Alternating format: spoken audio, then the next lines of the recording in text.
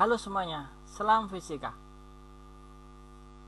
Pada pokok bahasan tentang dinamika rotasi ini dalam proses pembelajarannya akan dibagi menjadi 4 kelompok. Yang pertama tentang momen inersia, yang kedua tentang momen gaya, yang ketiga tentang titik berat, dan yang terakhir tentang kesetimbangan benda. Pada pokok bahasan ini kita akan berdiskusi, akan disampaikan penjelasan tentang titik berat dan kesetimbangan benda. Nah, saya kira Anda semua bisa mengamati bagaimana kita bisa memposisikan suatu mistar ini kok bisa kita buat jaga keseimbangannya. Maka tekniknya adalah bagaimana supaya ini seimbang? Ya, jadi kita meletakkan pas pada bagian tengah-tengah dari suatu panjang mistar itu, ya, sehingga dia bisa dijaga keseimbangan seperti ini. Nah, kenapa ketika kita tadi menempatkan mistar itu di posisi tengah itu sehingga mistar itu tidak kemudian terguling? Karena sebenarnya mistar itu kan tersusun atas banyak partikel. Nah, setiap partikel penyusunnya itu memiliki gaya berat yang arahnya ke bawah. Nah, secara keseluruhan resultan gaya berat dari partikel-partikel penyusun mistar itu, resultannya, gabungannya dari seluruh gaya berat yang buahnya itu terkonsentrasi pada satu tempat, ya, yang disebut sebagai nama titik tangkap gaya berat, atau sebagai bahasa lain ada titik berat. Jadi titik berat adalah gabungan resultan gaya dari semua gaya berat yang dimiliki oleh suatu benda tersebut.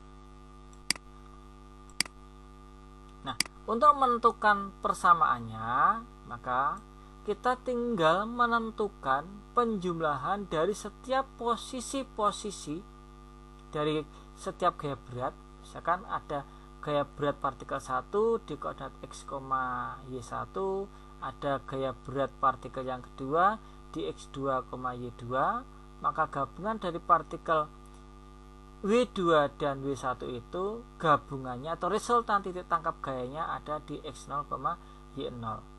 Kalau Anda lihat di sini panjang gaya W0-nya yang paling besar karena ini adalah penjumlahan dari W1 dan W2. Maka nilai titik tangkap gayanya X0-nya atau X-nya adalah W1 kalikan X ditambah dengan W2 kalikan X. Karena kita hanya 2 partikel, maka cukup sampai pada X2 dibagi dengan W1 tambah W2. Tapi jika banyak ya tinggal kita lanjutkan saja. Demikian juga untuk sumbu Y-nya. Mengacu pada persamaan di sumbu X, maka tinggal kita ganti saja nilai X dengan mengganti menjadi nilai Y-nya. Sehingga bentuk persamaan inilah yang akan dipakai untuk menentukan koordinat titik berat suatu benda atau partikel. Nah, kalau tadi kita amati, bentuk persamaannya adalah menggunakan persamaan dari nilai dari W. Nilai W. Kita ketahui bahwa nilai W itu adalah M kalikan G. Maka ini adalah M kalikan G, M1 kalikan G, ini M2 kalikan G, ini M3 kalikan G. Ini pun juga ada. Artinya apa? Di dalamnya sini ada variabel yang sama yaitu G, percepatan gravitasi. Sehingga persamaan itu kalau yang diketahui ada sebagai bentuk masanya, maka W1 itu yang dilingkari warna merah ini bisa kita gantikan semuanya menggunakan konteks yang kita bicarakan. Kalau konteksnya massa, ganti saja W itu dengan M. Kalau konteksnya adalah volume, ganti saja W itu dengan simbol volume. Kalau konteksnya adalah luas bidang, misalnya kita menata plat-plat gitu, maka kita gunakan nilai W-nya kita ganti dengan nilai A-nya. Sehingga nanti dalam bentuk persamaannya kita tinggal lihat konteksnya apa ini. Oh, konteksnya massa. Ya sudah, gunakan simbolnya sebagai M. Konteksnya apa ini? Oh, misalkan kita pasang suatu tongkat-tongkat gitu, kita susun-susun, kita cari titik beratnya. Oh, kalau tongkat itu adalah panjangnya, maka tinggal kita gantikan sebagai nilai L-nya. Contohnya sebagai berikut. Disediakan 3 partikel A, partikel B, dan partikel C dengan masanya masing-masing sebagai berikut. Kita akan menentukan titik berat dari 3 partikel itu adalah bagaimana. Kita masukkan dalam bentuk persamaannya, yaitu persamaannya adalah bahwa karena kita menggunakan konteksnya adalah massa, masing-masing punya massa, maka kita menggunakan nilai M. Maka X sama dengan M1 kali koordinat X1, M2 koordinat M2, dan seterusnya. M1 adalah 1 kg. Nilai X1 nya di min 2. M2 nya X1 nya ada di 2. Sehingga kita semuanya ini adalah nilai-nilai dari X untuk masing-masing posisi bendanya. Dan yang paling bawah adalah total dari massa yang kita bicarakan. Maka mendapatkan titik beratnya posisi X nya di 2,6. Untuk sumbu Y-nya pun juga sama. Kita tinggal merumuskan saja bagaimana mendapatkan dari nilai Y-nya. Ya tinggal mengganti saja. Semua nilai X-nya kita ganti dengan menggunakan nilai Y masing-masing. Y1 adalah 0. Y2-nya adalah 4. Ini 4. Y3-nya adalah min 3. Sehingga ada titik beratnya pada posisi tersebut. Sekarang kita lihat untuk contoh yang berikutnya. Bagaimana kalau sekarang kita menggunakan titik beratnya bukan lagi partikel tapi benda. Ya, benda itu seperti apa? Ya, benda-benda yang simetris, misalnya bentuk bujur sangkar, persegi panjang, tongkat atau garis lurus, lingkaran, balok atau kubus atau bola. Nah, benda-benda simetris ini memiliki titik berat tepat pada bagian pusatnya. Seperti mistar tadi itu titik beratnya di mana? Ya pas di bagian tengah-tengahnya, ya, tengah panjangnya dan juga tengah lebarnya, sehingga kita bisa menggunakannya pada bagian diagonalnya sebenarnya. Nah seperti ini, maka titik beratnya ya di tengah-tengah. Kalau bujur sangkar ya tinggal kita buat diagonalnya, titik beratnya di tengah-tengahnya. Demikian juga persegi panjang, titik beratnya di mana? Di tengah-tengahnya. Sedangkan untuk segitiga secara khusus titik beratnya tidak berada di tengah-tengahnya. Nanti kalau Anda belajar tentang matematika, maka nanti untuk menentukan titik beratnya kita menggunakan titik pusat segitiga. Caranya ya tinggal Anda buat tinggi yang tegak lurus. Jadi kita bagi sisi salah satu ini sama panjang, kita bagi 2, kemudian titik itu kita tarik ke sudut yang ada di atasnya. Sama juga kalau yang alas juga sama, kita bagi sama panjang, kita tarik ke atasnya, sehingga kita dapatkan nanti ternyata pada segitiga titik beratnya itu selalu pada posisi sepertiga dari alasnya. Jadi sepertiga dari alasnya dan sepertiga dari tingginya.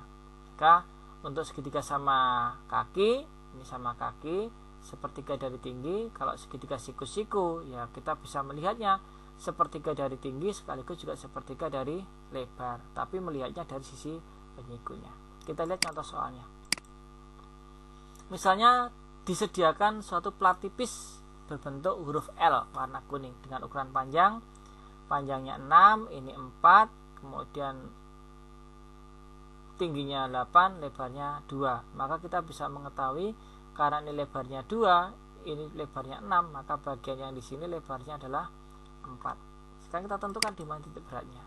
Nah, maka kita bisa menganggap benda ini sebagai susunan dari 2 benda simetris, persegi panjang yang kecil dan bujur sangkar yang 4 itu. Maka kita anggap ini luas pertama, ini luas kedua, atau ini A1, ini A2. A1 punya titik berat di pusatnya.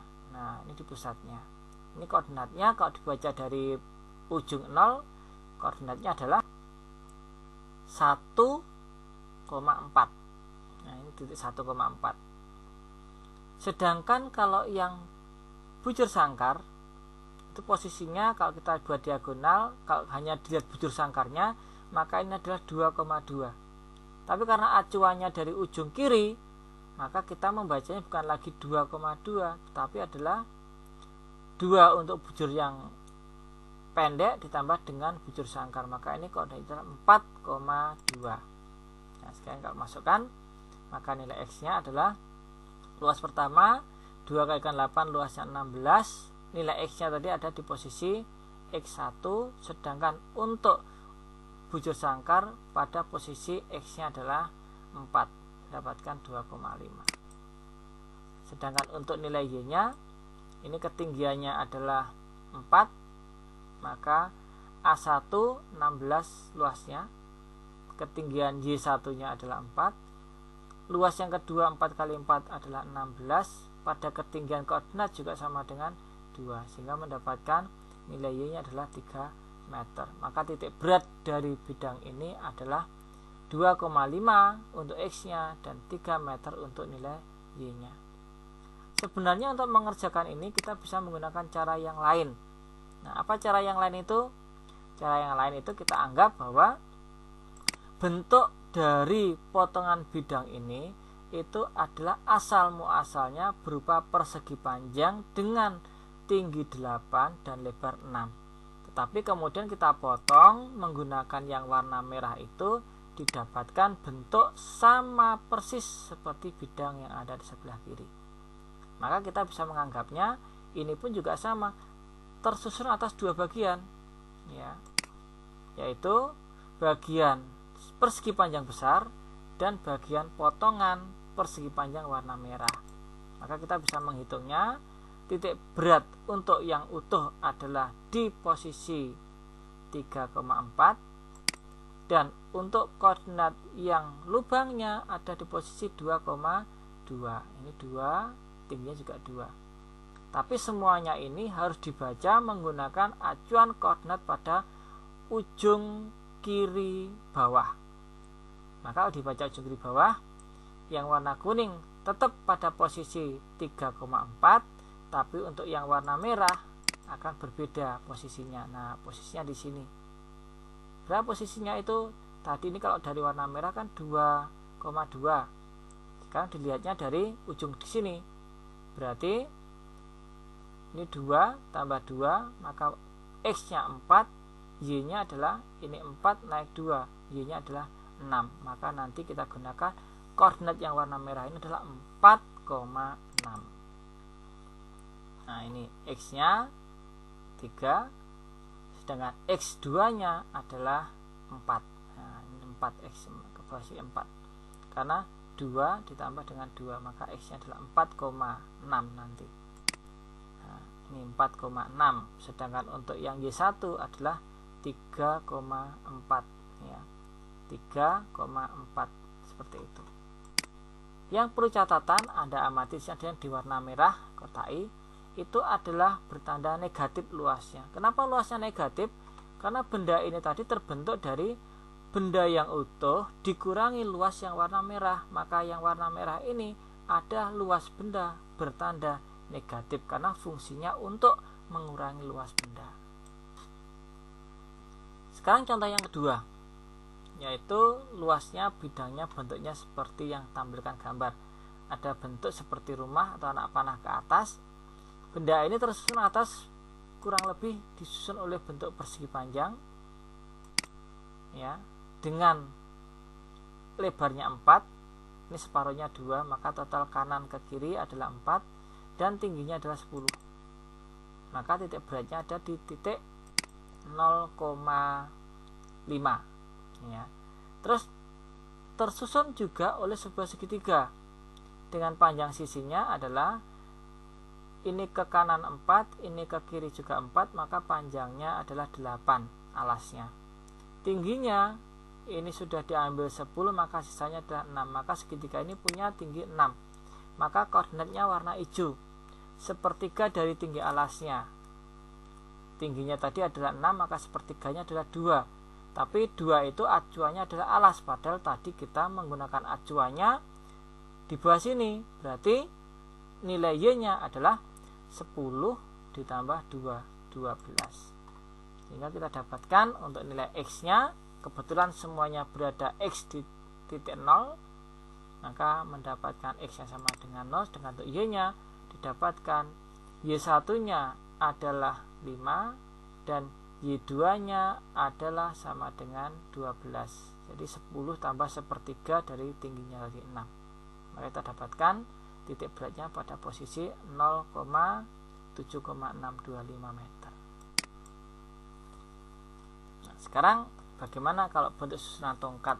Secara prinsip adalah sama, yaitu kita tinggal menggunakan bentuk persamaannya, dan jangan lupa kita perlu koordinatnya. Maka di sini saya buatkan garis bantu supaya nanti kita bisa menentukan koordinatnya.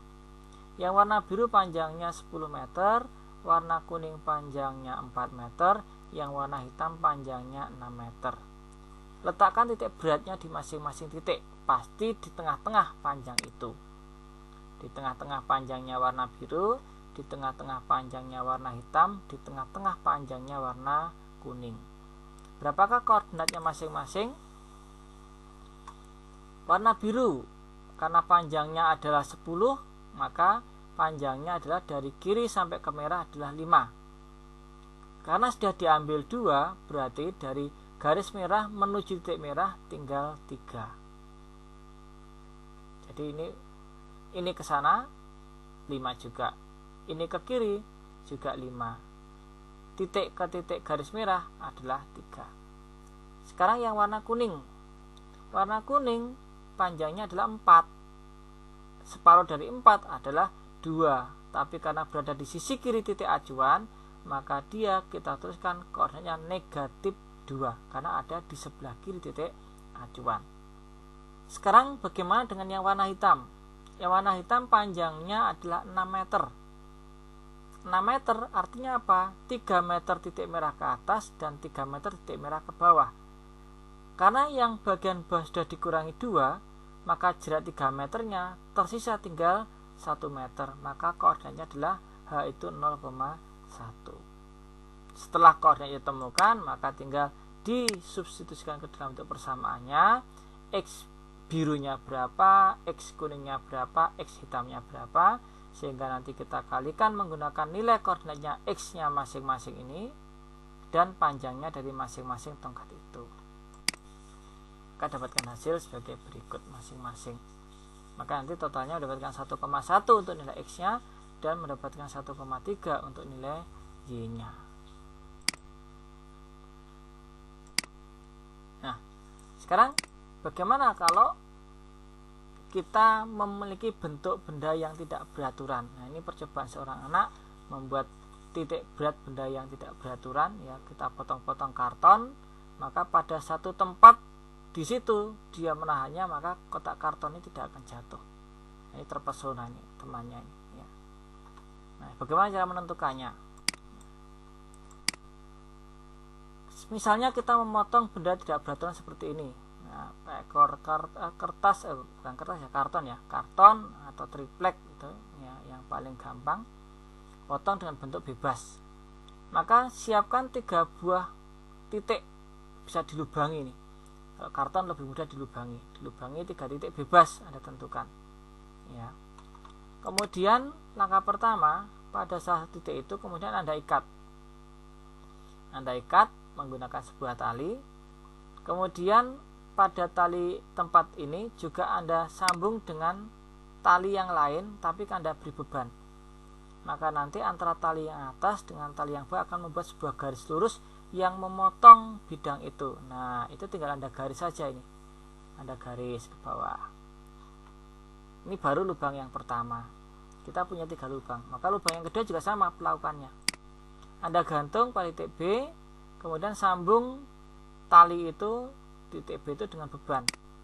Maka nanti dia akan membuat garis lurus. Tinggal Anda garis ini. Nah, maka sekarang kita sudah punya 2 garis.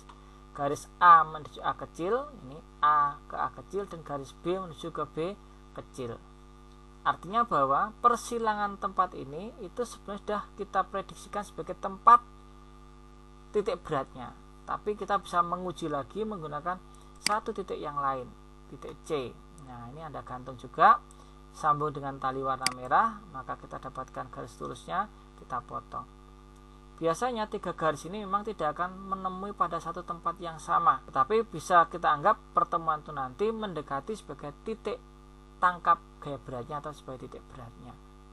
Ya, maka dengan demikian nanti Anda bisa menentukan titik berat benda yang tidak beraturan itu adalah sebagai metode pendekatannya kurang lebih seperti ini. Ya, itu kalau bendanya tidak beraturan. Kalau bendanya beraturan, ya tinggal Anda tentukan saja seperti contoh-contoh bidang plat yang tadi. Misalkan Anda punya lingkaran, Anda gabung dengan persegi panjang, di mana beratnya. Ya tinggal Anda gambar saja bentuknya, Anda simulasikan, Anda itu menggunakan persamaan titik berat. Baik anak-anak, untuk materi tentang titik berat sampai di sini dan diakhiri dengan praktikum, maka Anda bisa menggunakan metode praktikum ini untuk tugas pada pembelajaran berikutnya. Sampai jumpa dan salam